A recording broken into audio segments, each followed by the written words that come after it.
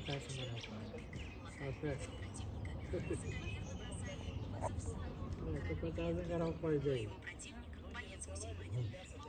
Ты не лягал, ты на только Потому что истинная сила не требует криков. Лев не рычит напрасно. Он просто идет вперед, и все автоматически расступаются. Как только прозвучал гонг, всякая притворность исчезла.